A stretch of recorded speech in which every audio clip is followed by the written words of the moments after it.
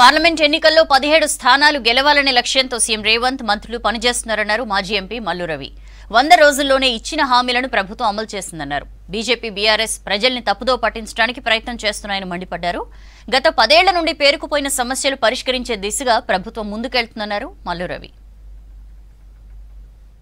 రాష్ట్రంలో మే 13వ తారీఖున జరగబోయే పార్లమెంట్ ఎన్నికల్లో 17కి 17 స్థానాల్ని కాంగ్రెస్ పార్టీ గెలవాలనేటటువంటి లక్ష్యంతోనే రేవంత్ రెడ్డి గారు మంత్రులందరూ కూడా ఒక టీం లాగా మొన్న జరిగిన అసెంబ్లీ ఎన్నికల తర్వాత ప్రజల దగ్గరికి ప్రభుత్వాన్ని తీసుకొని వచ్చి పూర్తి ప్రజాస్వామ్య ప్రభుత్వాన్ని కాంగ్రెస్ పార్టీ రేవంత్ రెడ్డి గారు 100 రోజుల్లోనే నెలకొల్పటం జరిగింది.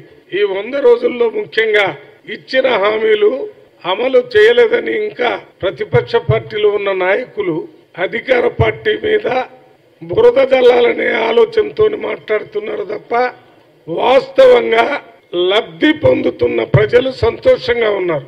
వీరెన్ని మాట్లాడినా కాంగ్రెస్ పార్టీ రేపొచ్చే పార్లమెంట్ ఎన్నికల్లో ఏ రకంగా అయితే స్పష్టమైన మెజారిటీ ఇచ్చి ప్రభుత్వాన్ని ఏర్పాటు చేయడానికి ప్రజలు ఓట్లేశారో ఈసారి దానికి రెట్టింపు ఓట్లేసి 17 సీట్లు వస్తాయనుకుంటున్నాం.